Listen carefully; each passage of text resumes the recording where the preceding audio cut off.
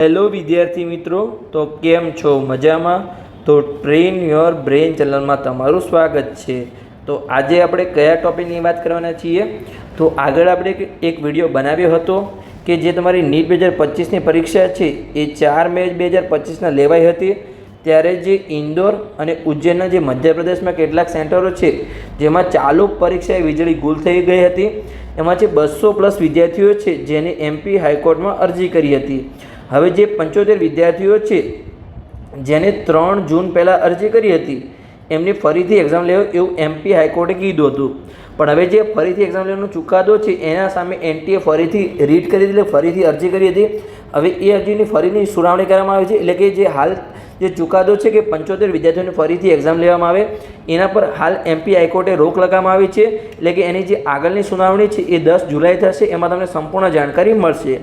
હવે આપણે જોયું કે કઈ બેઝિક માહિતી છે તો આપણે મેળવી લઈએ. તમે વિડીયોમાં અંત સુધી જોડાયેલા રહો. તો એ જ લખેલું તમે અહીંયા જોઈ શકો છો કે 75 વિદ્યાર્થીઓ ફરીથી એક્ઝામ લેવા માટે જે સિંગલ જજની બેચ છે એને ચુકાદો આપ્યો હતો.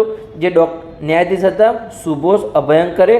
પણ જે બીજા બે જજ હતા હાલ જે વિવેક ઋષિયા અને જસ્ટિસ વિનોદ કુમાર દ્વિવેદી એમને જે હાલનો જે ચુકાદો છે એના પર સ્ટે લગાવ્યો છે, એટલે કે રોક લગાવવામાં આવ્યો છે. આગળની સુનાવણી છે એ 10 જુલાઈ થશે.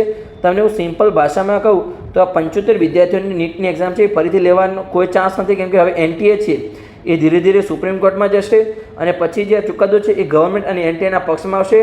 લાસ્ટ યર નીટ 2024માં ઘણા બધા સ્કેમ થયા હતા અને સ્કેમના આધારે ઘણા બધા કેસ પણ થયા હતા, જેમાં સ્ટુડન્ટ દ્વારા પણ ઘણા અરજી કરવામાં આવતી.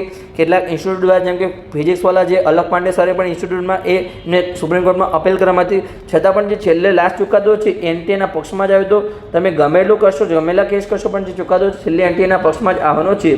તો NTA ફરીથી જે એનું રૂપ દેખાડવાનું ચાલુ કરી દીધું છે.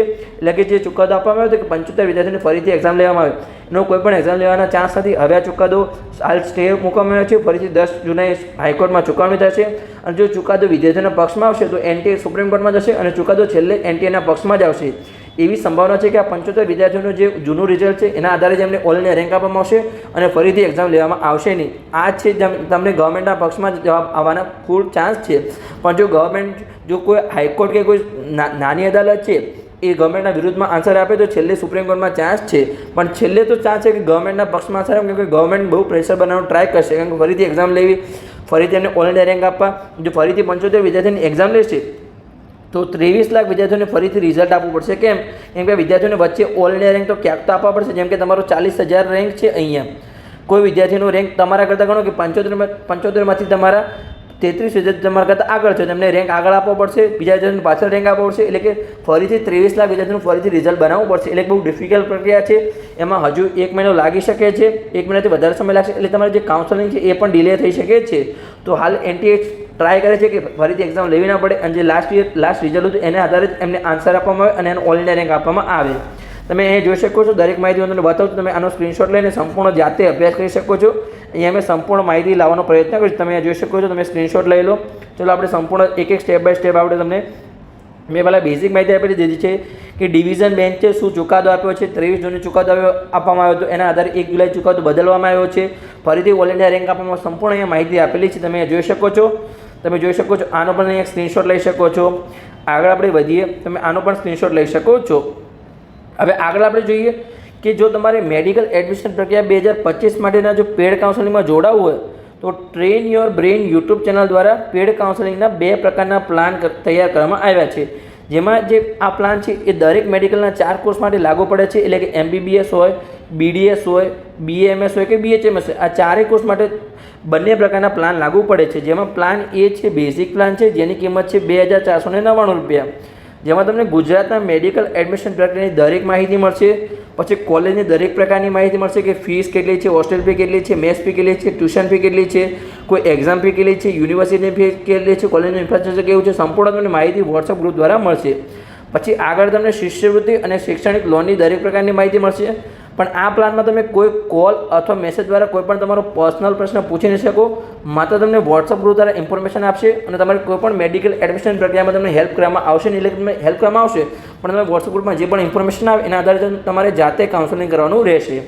પછી જે પ્લાન B જેની કિંમત છે ₹4,799, ₹7,499 એટલે કે ₹7500. એમાં આપણે જોઈએ તો કે કોલ અથવા મેસેજ દ્વારા તમે સવારે 10 વાગ્યાથી લઈ અને સાંજે 6 વાગ્યા સુધી તમારો કોઈ પણ પ્રશ્ન પૂછી શકો છો. પછી ગુજરાતી મેડિકલ એડમિશન પ્રક્રિયામાં તમને પૂરો સપોર્ટ મળશે.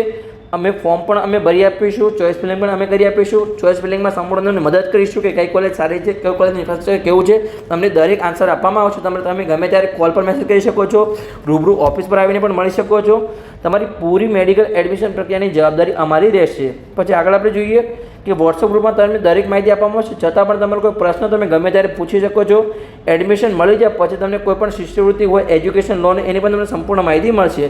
અને તમે ઓફલાઈન ઓફિસ પર આવીને મળી શકો છો. તમે કાઉન્સેલિંગ પહેલાં પણ મળી શકો છો. તમને ટ્રસ્ટ આવી જાય, વિશ્વાસ આવી, તમે કાઉન્સેલિંગમાં જોડાઈ શકો છો. અને કાઉન્સેલિંગમાં જોડાયા પછી તમારે કોઈ પણ ડાઉટ હોય છતાં તમે ઓફિસ પર આવીને પૂછી શકો છો. તમને રૂબરૂ કાઉન્સેલિંગ દરેક આન્સર આપવામાં આવશે.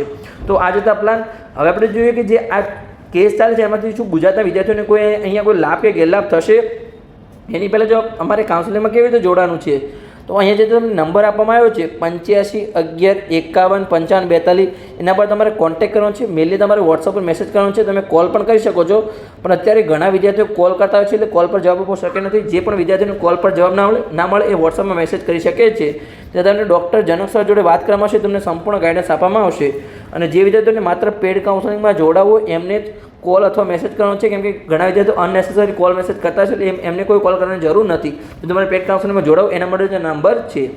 હવે આગળ આપણે જોઈએ કે ગુજરાતના વિદ્યાર્થીઓને શું કોઈ લાભ અથવા ગેરલાભ થઈ શકે છે. તો હવે જે આ 75 વિદ્યાર્થીઓ છે એ ક્યાંના છે તો આ વિદ્યાર્થીઓ છે એ મધ્યપ્રદેશના છે. હવે તમારો કોઈ પણ રેન્ક આવશે તમારો ઓલ ઇન્ડિયા રેન્કમાં ફેરફાર થઈ શકે છે. જે ઓલ ઇન્ડિયા રેન્ક છે એમાં પણ તમારો માત્ર નજીવો ફેરફાર થશે, પણ એમાં તમારો ફેરફાર થઈ શકે છે. પણ જે વિદ્યાર્થીઓને જે 85% સ્ટેટ કોટા છે એટલે માત્ર ગુજરાતમાં એડમિશન લેવું ગુજરાત મેડિકલની વેબસાઇટ દ્વારા તેમાં 85% સ્ટુડન્ટને એડમિશન મળશે. હવે એમાં તમારું ફોર્મ ભરાશે, પછી ગુજરાત રેન્ક આવશે. હવે એમાં આ 75 વિદ્યાર્થીઓ ક્યાંય પણ આવવાના છે તો આવવાના નથી. તો એમાં ગમે તેવું રિઝલ્ટ આવે 720 75 વિદ્યાર્થીને આવે છતાં પણ આપણા ગુજરાતના કોઈ પણ કટ ઓફ કોઈ પણ મેરિટમાં કોઈ ફેરફાર પડશે નહીં. ખાલી તમારે જેને ઓલ ઇન્ડિયા કોટામાં એટલે બહારના રાજ્યમાં એડમિશન લેવું અથવા ઓલ ઇન્ડિયા કોટા થ્રુ ગુજરાતમાં એડમિશન લેવું એમાં ખાલી થોડો ફેરફાર આવી શકે છે. જેમ કે તમારા ઓલ ઇન્ડિયા રેન્કમાં 75 વિદ્યાર્થી તમારા કરતાં કદાચ 20 વિદ્યાર્થી આગળ નીકળી જાય તો એ 20 વિદ્યાર્થીનો થોડો તમારા ઓલ ઇન્ડિયા રેન્કમાં ફરક આવી શકે. એ પણ મધ્યપ્રદેશના વિદ્યાર્થી છે. હવે ક્યાં એડમિશન છે એનો કોઈ પણ આઈડિયા નથી, પણ આપણે ગુજરાતમાં સ્ટેટ કોટામાં તો કોઈ પણ 85% સીટોમાં કોઈ પણ ફેરફાર આવશે નહીં. હવે આગળ આપણે જોઈએ કે આપણે મેડિકલ પ્રક્રિયા ક્યારે શરૂ થશે. તો જે NTA છે એ જલ્દીથી જલ્દી આ કેસને રફા દફા કરવા માગે છે. એટલે કે હાલ એમને એ જ કીધું કે જે 75 વિદ્યાર્થીઓને ફરીથી એક્ઝામ લેવાનો જે ચુકાદો આપવામાં આવ્યો હતો એના પર હાલ જે સ્ટે લગાવવામાં આવ્યો છે અને 10 જુલાઈ એની ફરી ચૂકવણી છે. એટલે કે 10 જુલાઈ સુધી તમારી કોઈ સંભાવના નથી. એટલે હજુ મને જે આ ચુકાદામાં કદાચ રફે દફે કરે કે એક્ઝામ લેવા મિનિમમ તમારો 1 મહિનો તો લાગી શકે છે. એટલે તમારા ઓગસ્ટ મહિનાના પહેલા વીકમાં અથવા બીજા વીકમાં તમારી ક્યારેય પણ કાઉન્સેલિંગ પ્રક્રિયા શરૂ થઈ શકે છે. પણ આ કોર્ટ કેસ છે, ગમે ત્યારે કંઈ પણ થઈ શકે છે. એટલે તમારે ખાલી ન્યૂઝ જોતા રહેવાનું છે, આપણે ચેનલ સબસ્ક્રાઈબ કરતા રહેવાનું છે અને અહીંયા તમને દરેક અપડેટ મળશે. લાસ્ટ યર જે કોર્ટ કેસીસ છે એ 2 મહિના સુધી ચાલ્યા હતા, એટલે કંઈ પણ થઈ શકે છે. અને લાસ્ટમાં તમારી જે એડમિશન પ્રક્રિયા છે ઓગસ્ટ મહિનાના લાસ્ટમાં શરૂ થઈ હતી, એટલે એ તમારે ખાસ ધ્યાન રાખવાનું છે. તમારે દરેક અપડેટ મેળવતા રહેવાનું છે. તો બસ મળીએ આપણે આગળના વિડીયોમાં. આવી જ ઇન્ફોર્મેટિવ માહિતી માટે તમે ચેનલને સબસ્ક્રાઈબ કરો અને તમારા મિત્રોને વિડીયો શેર કરો.